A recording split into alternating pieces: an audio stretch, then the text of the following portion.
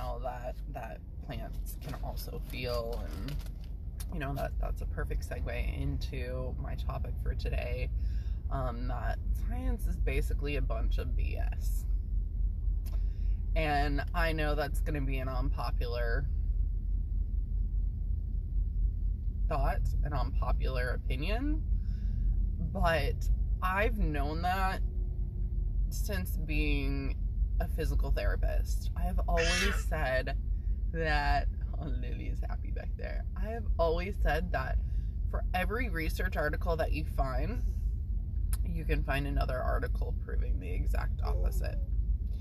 And I think that stemmed from people would ask me as a physical therapist about certain things, you know, and the one being ice, when everybody, and I wasn't going to lead with this example, but you know, that's the free flow of this video because I wanted to lead with a more controversial example, but I'm just going to go where my mind's taking me. So for years and years and years, it was rest, ice, compression, elevation, rice. When there's an injury, you rest, you ice it, you wrap it, compression to help keep the swelling, you know, down, and you elevate it to help keep the swelling down. And I mean, that was just the standard for who knows how long. Any research that you found was going to tell you to do that. And then, you know, so I was treating a lot of jiu-jitsu players, a lot of Muay Thai athletes, a lot of rock climbers at that time, and they would come up to me and all of a sudden they're freaking out and they're like, oh my god, ice, you know, like they say ice is bad and that I should be using heat, and I've been doing damage this whole time. I'm like, what are you talking about? And they're like they did research and showed in baseball players that ice actually stints the healing process. And I'm like, well, yeah, I mean, I can see that. Like, it stops and you know, from what I've been told, it stops the swelling, which the swelling is there because it floods the area with stuff to help the injury heal, right? It's not necessarily a bad thing. And I'd always kind of struggled with that one to begin with, because I also treated a lot of car accident patients who I was supposed to ice. Only ice a lot of fresh post-op, not a lot, some fresh post-op, a lot of motor vehicle, some fresh post-op, and because of the acuteness, I wasn't supposed to use heat because it would inflame it and make it worse. But I had patients who hated ice and swore that the heat made them feel better, so I would do it.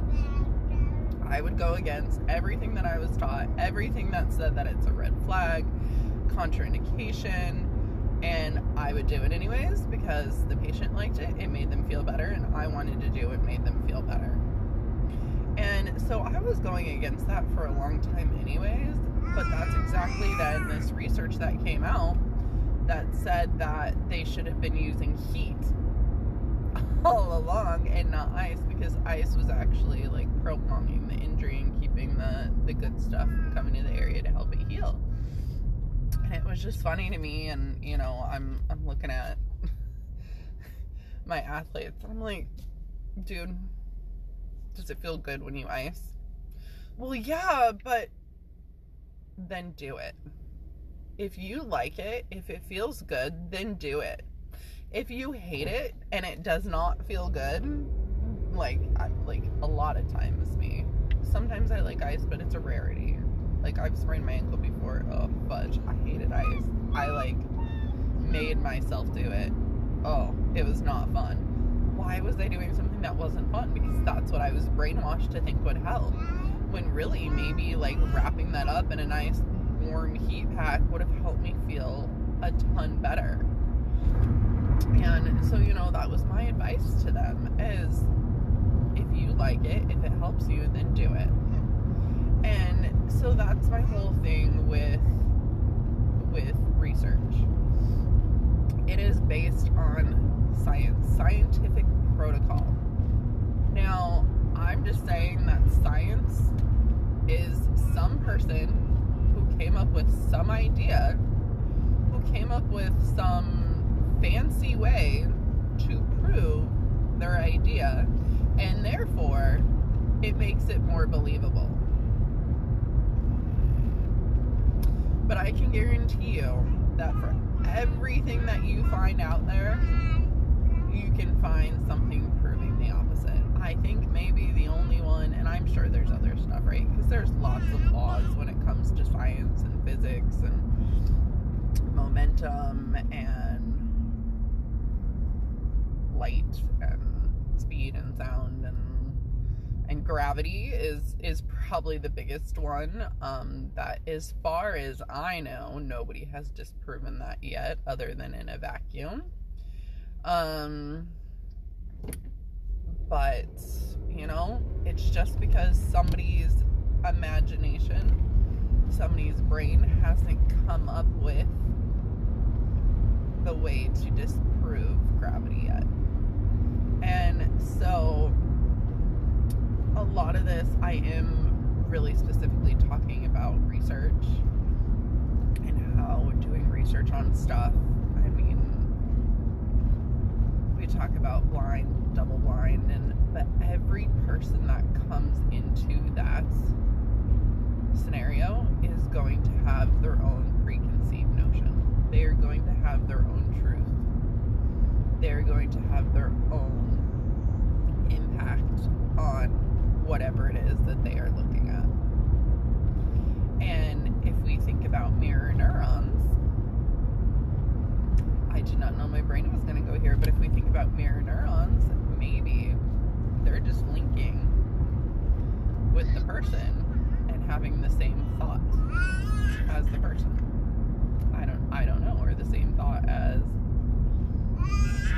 you know, I don't know, but just tangent there. And so the controversial example that I wanted to get to with research here, right? Welcome to my raw videos. I'm hungry. Lily and I are meeting our friend Kate to go hiking. So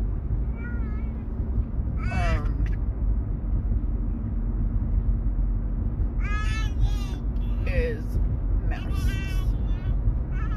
So we are now in the year 2023. It is end of April.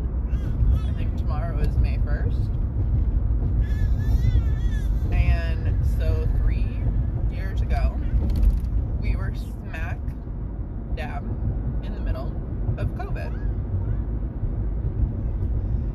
I personally was also going through a very rough divorce.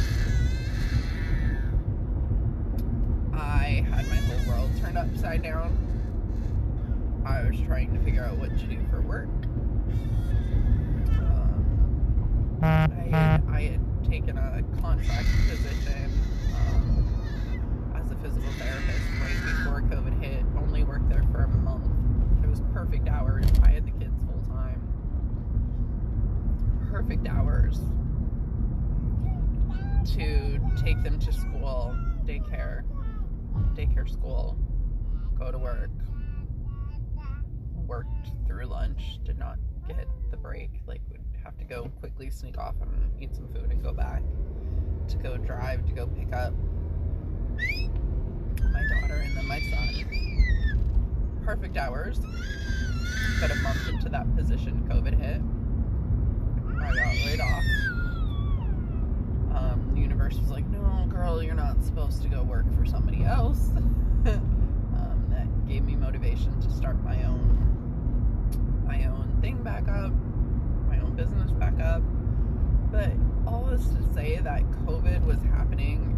It was happening around me. It was going on.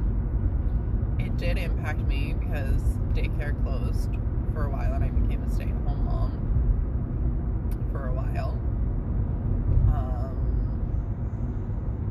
Because because initially when it hit, I was going to work, and I was like, I need, you know, childcare. What am I supposed to do? Daycare's closed. I took my son up to my parents.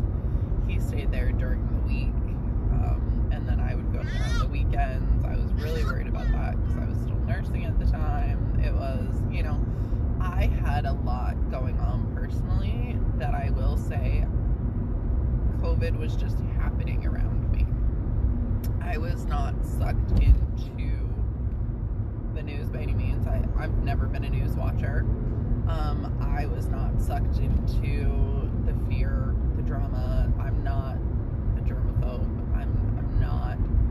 I'm not someone who has really ever cared about germs. I have always been the person who I say will go to a museum and touch a bunch of stuff, you know, like one of those hands-on ones. I don't really like museums, but this is an example. I'll go to like a museum and there's hands-on and you touch everything, and then I'll go out to eat.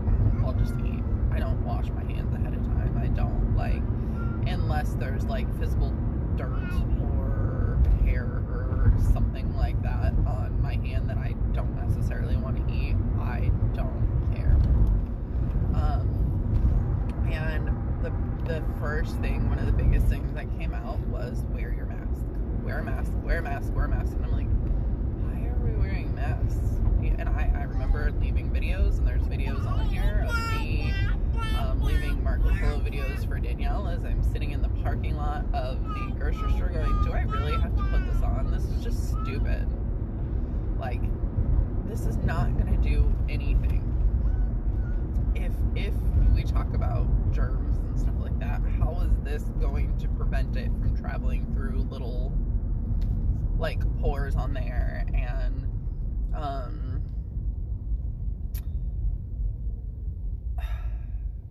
that's an ADD moment.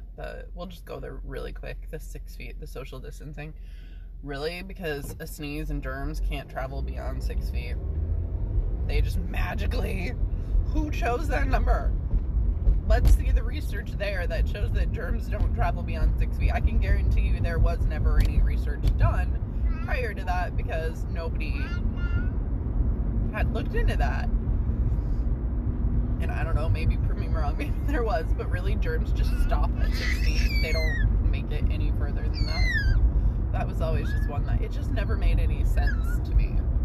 And the whole idea that masks were going to stop people from getting sick as we're touching stuff, we're touching our face, we're, you know, like doing anything and everything else. I was like, this just is, oh, really? This does not make any sense to me. But of course, I'm a very passive person. I'm not outspoken. I'm you know, more outspoken now. At that time, 3 years ago, I was not outspoken. That was before my NDE. That was before I even started to learn how to speak up. That was before I could find my voice. I confided in Danielle and a couple of other people at my work. But I'm like, these masks just seem stupid and pointless. And why is everybody so adamant about these masks? And so there was, I mean, the fear-based opinion, right, was way stronger than the people who were anti-masks. And I don't really give two craps. If you want to wear a mask because it makes you feel better and it makes you feel like you're not going to get sick, cool, wear that damn mask. But don't force somebody else to put something on their body to make you feel better, and then we won't even go there with the vaccine. Right? This is going to be a super controversial video, yo. I don't know why I just said yo. What am I? I don't know. This is going to be a super controversial video. I don't know where that came from. I hope you're enjoying Lily in this video, too, because she has a lot to say on this matter. And,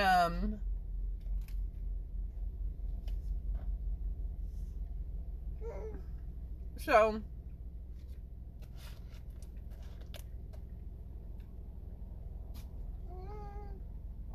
needless to say, like, is there research out there on the masks? No, but it was, this is going to help keep you safe. Do it. A lot of fear. Lot of fear. I mean, the whole COVID pandemic, which I think they showed there was no more people that had passed during those years, then it was right on the line for the average. But they were so adamant that the mask was going to save you. And then it came out later that it wasn't a regular mask. It was that M40, I don't know, whatever that, super mask was. And I think Joe Rogan was the first one to start talking out against masks. And then now, 3 years later, we look at all the research that now has been done that shows that masks don't do crap. But I can guarantee you the people that feel like a mask helps them, they can find something that shows that the mask helps. And for those of us that feel like the mask doesn't do anything, we can find something that shows that the masks don't do anything. Because guess what? We're all right. It's my truth. It's their truth. It's just that some things have become way more universally accepted when it comes to science, like gravity.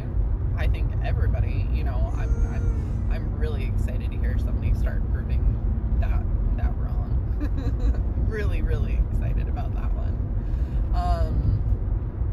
Because it's going to happen at some point. Somebody is going to, just like the 4-minute mile, somebody is going to come out and they are going to say that, y'all said this can't be done. Y'all said that this is the only way, and I'm here to prove to you it's not. And I think that's what is really, really cool. In reality, we make our reality. What we believe is our reality. And that just blows my mind. And we can create and find proof to support the reality that we want, that we believe in. And so all that to say that, probably an unpopular opinion, but I mean, we talk about quantum and how it's all the way the particle responds is all subjective. It's all literally in the eye of the beholder. Meaning the world around us is what we are making of it. What our brainwashing, our programming, and then our more conscious thoughts are making it. And so yes, all that to say that basically science is a bunch of BS. It's literally just people that have created this amazing idea that with research, example, or equations and stuff like that, have found ways to prove through some fancy way that their truth is true. Just that maybe some of the more unpopular stuff, those people haven't taken the time yet to prove that that's also true. There you go. There's one. The whole earth is round, earth is flat. I'll let you go and run with that one. But I love her. That is so cute. Okay, so we are going to leave you on that note and let me know your thoughts. And this was a fun one, so thank you.